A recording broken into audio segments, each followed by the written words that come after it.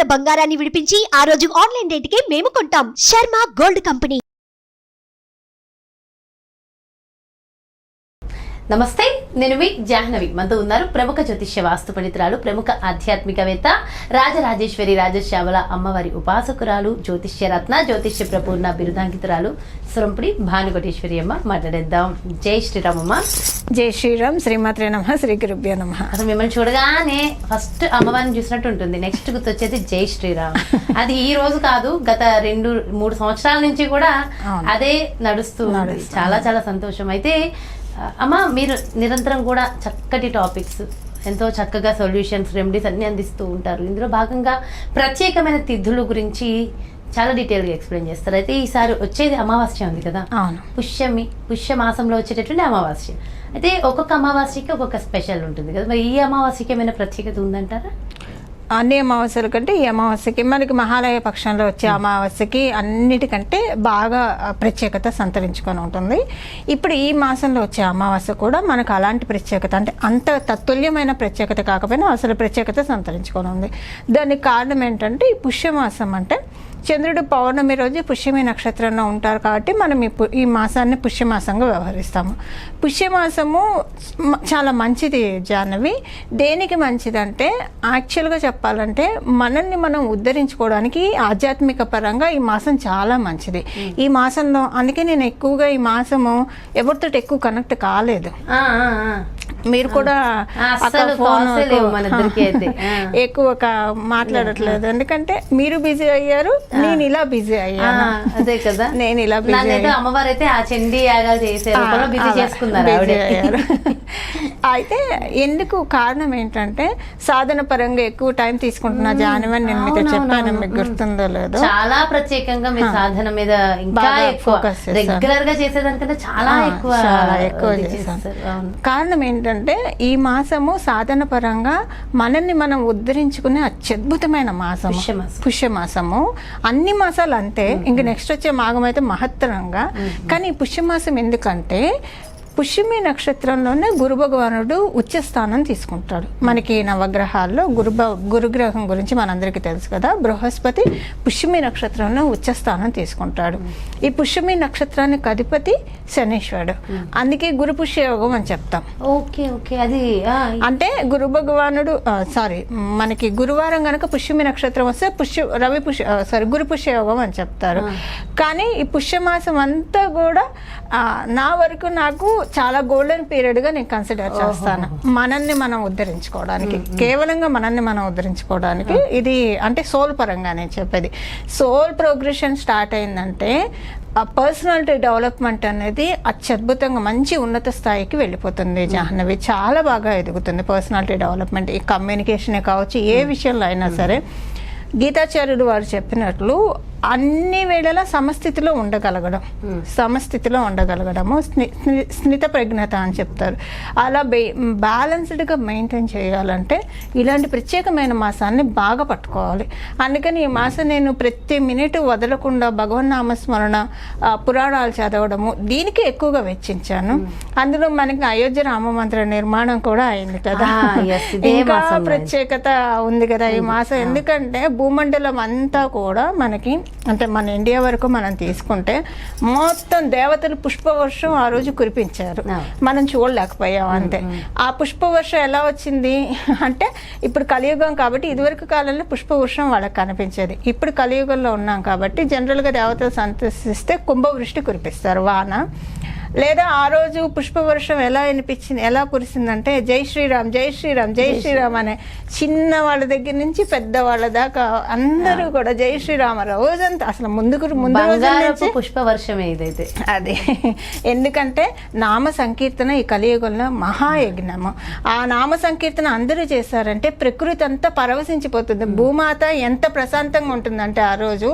ఇప్పుడు చూడండి, మనం ఒక్కొక్క రోజు చాలా హాయిగా హ్యాపీగా రిలాక్స్డ్గా ఫీల్ అవుతాం. మనకి తాత్కాలికంగా ఉంటుంది, మళ్ళీ ఇది అవుతాం. కానీ భూమాత పరవశం చాలా కాలం అలా ఉంటుంది. అందుకని ఆ రోజు అమ్మవారు చాలా పులకరించిపోయింది. బాలరాముడు ప్రతిష్టాపన జరిగింది, అదే అర్థమవుతుంది అక్కడే. అదే అందుకని ఈ మాసం ప్రతి సంవత్సరం వచ్చే పుష్యమాసం ఒక ఎత్తు, ఈ సంవత్సరం వచ్చే పుష్యమాసం ఒక ఎత్తు అని చెప్పి నేను బాగా ఆధ్యాత్మిక అంటే సాధన వైపే బాగా పట్టుకొని కూర్చున్నాను జాను. అస్సలు ఒక్క నిమిషం కూడా ఎందుకో చెప్పిన సాధన పరంగా బాగా పట్టుకోవాలి భగవంతుడిని. ఈ మాసము పుష్యమాసమే ఉత్కృష్టమైన మాసం మనకి సాధనకి. అందున కూడా రామచంద్రమూర్తి రామభద్రమూర్తి ప్రతిష్టాపన జరిగిన శుభమాసం ఈ మాసము. ఆయన పుట్టడం కూడా గురు భగవానుడు పుష్యమి నక్షత్రం ఉన్నప్పుడు ఆయన పుట్టాడు. సో ఇంకా ఎక్కువ విశిష్టత ఉంటుంది కదా. ఇప్పుడు అయోధ్యలో ప్రతిష్టాపన అంటే బాలరాముడి ప్రతిష్టాపన అంటే అందుకని ఎక్కువగా సాధన. ఇంకొక విషయం చెప్పాలి జాహ్నవి, మనం పుట్టడం ఒంటరిగానే పుడతాం కదా, వెళ్ళేప్పుడు కూడా ఒంటరిగానే వెళ్తాం, ఎవ్వరు మన తోడుండరు. అరే నేను వెళ్తున్నాను ఎక్కడికన్నా వస్తా అంటారు, నా ఒక్క దగ్గరికి సమస్య లేదు. మొహం కూడా తిప్పి అంటే జనరల్ ఎవరైనా అంత అందరికి అప్లికేబుల్ అవుతుంది, ఈచ్ అండ్ ఎవ్రీ పర్సన్కి అప్లికేబుల్ అవుతుంది, దీనికి ఎవరు ఎక్సెప్షన్ ఉండరు. అంటే ఇదంతా ఎందుకు చెప్తున్నానంటే సోల్ ట్రావెల్ అనేది మనకు మనమే చేయాలి. మనం అంటే జనరల్గా ఇప్పుడు ప్రతిదానికి ప్రెషర్ ఫీల్ అవుతూ ఉంటారు, టెన్షన్ తీసుకుంటూ ఉంటారు, లేదంటే భయపడుతూ ఉంటారు. ఒక్కొక్కసారి అసలు దేనికి భయపడాలి, ఎందుకు భయపడాలి? ఒంటరిగానే వచ్చాం, ఒంటరిగానే పోతాము. వచ్చినప్పుడు మన సోల్ ఏమన్నా భయపడుతుందా, వెళ్ళేప్పుడు ఏమన్నా భయపడుతుందా? అంటే సోల్ని మనం పట్టుకుంటే కనుక ధైర్యాన్ని మనకు వస్తుంది. ధైర్యం అంటే ఆధ్యాత్మిక పరంగా ఇంకా ఉన్నతిని సాధించడానికి, పట్టు సాధించడానికి మనకి చాలా బాగా ఉపకరిస్తుంది. అందుకని ఈ మాసంలో వచ్చే అమావాస్య ఇంకా విశేషమైనది. ఈ మాసంలో వచ్చే అమావాస్యకి పితృదేవతలకి కనుక తర్పణాలు వదిలితే చాలా మంచిది. తెల్లటి ఇవి బియ్యం తీసుకొని తడిపేసి వాటిని చేతిలో పట్టుకొని వాళ్ళ ఇంట్లో గతించిన పెద్దల పేర్లు మనసులో చెప్పుకొని నీళ్లు పోసి వదిలేసేయచ్చు. లేదు ఇదంతా తెలియని వాళ్ళు కూడా ఈ దగ్గర ఉన్న బ్రాహ్మణుల దగ్గరికి వెళ్ళి, పురోహితులు ఉంటారు కదా, స్వయం పాకం దానం ఇస్తే చాలా మంచిది జాహ్నవి, చాలా మంచి ఫలితాలు వస్తాయి. ఇప్పుడు ఎందుకంటే భూమండలం అంతా చాలా ప్రశాంతంగా ఉంది, పితృదేవతలు తరింప చేయడానికి చాలా మంచి శుభ సమయం కూడా ఇది. సో ఇలా చేసుకుంటే కనుక మంచిది. దీనికే కాదు దేవకార్యాలకు కూడా మంచిది. ఈ అమావాస్య రోజు గ్రామదేవతల ఆలయానికి వెళ్ళి రావడం, లేదా ఇష్టదేవి దేవతల ప్రత్యేకించి శ్రీలక్ష్మి అమ్మవారి ఆలయానికి వెళ్ళి రావడం. మనం ఒక విషయం మర్చిపోకూడదు, దీపావళి అమావాస్య రోజే వస్తుంది. సో అమావాస్య తిథి లక్ష్మీ అమ్మవారికి కూడా చాలా ప్రీతికరమైన తిథి. ఆ రోజు మనకి సూర్యుడిలో మొత్తం కళలు సూర్యుడిలోనే ఉంటాయి, చంద్రుడికి 16 కళలు ఉంటాయి.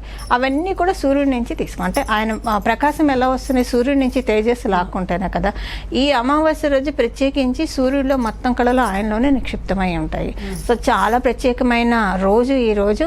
విడవకుండా ఆ రోజు మొత్తం కూడా మనసులో భగవన్నామ అంటే ఏ పని చేస్తున్నా సరే, ఇప్పుడు డెస్క్ వర్కులు చేసేవాళ్ళు ఉంటారు కంప్యూటర్ మీద, మనసులో నామం చెప్పించుకోవడానికి ఏం అడ్డం ఉండదు కదా, ఆ పనులు చేస్తూ చేసుకోవచ్చు కదా. మనసులో మా బ్రెయిన్లో ఆ నామాన్ని జపించుకోవడం చాలా మంచిది. ఏ నామమైనా పర్లేదు, ఈ నామం ఆ నామం అని కాదు, ఏ నామమైనా ఆ రోజంతా కూడా స్మరిస్తూ ఉంటే చాలా మంచిది జాహ్నవి. ఓకే, సో అమావాస్య ఇంకా ప్రత్యేకము. అందున పుష్యమి అమావాస్య, పుష్యమాసంలో వచ్చినటువంటి పుష్యమాసంలో వచ్చే అమావాస్య కాబట్టి ఇంకా ప్రత్యేకత ఉంటుంది. అందులో మనకి మంగళప్రదుడు, లోకక్షేమకారకుడు ఆయన రామచంద్రమూర్తి పట్టాభిషేకం, చందాన మనకి ప్రతిష్టాపన కూడా జరిగింది కాబట్టి ఈ మాసంలో వచ్చే అమావాస్య ఇంకా ప్రీతికరం, ఇంకా మంచిది.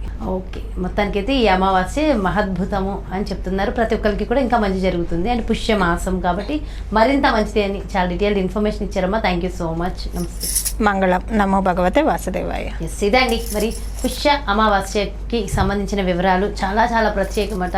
సో ఖచ్చితంగా మరి పుష్య అమావాస్య నాడు మరి మీకున్నటువంటి కోరికలు నెరవేరడం కోసం ఖచ్చితంగా ఈ సాధనలు చేస్తే ఇంకా మరింత బాగుంటుంది. మరో చక్కటి ప్రత్యేకమైన కార్యక్రమంతో మళ్ళీ మీ ముందుకు చేస్తాను. మరి అదేవిధంగా మీ యొక్క జాతకానికి సంబంధించి కానీ, లేదంటే మీ ఇంటి వ్యాపార వాస్తుకు సంబంధించి కానీ సొరంపుడి భానుకోటేశ్వరి అమ్మని సంప్రదించాలి, అపాయింట్మెంట్ కావాలి అనుకుంటే క్రింద డిస్ప్లే అవుతున్నటువంటి నెంబర్స్కి కాల్ చేయండి. నమస్తే.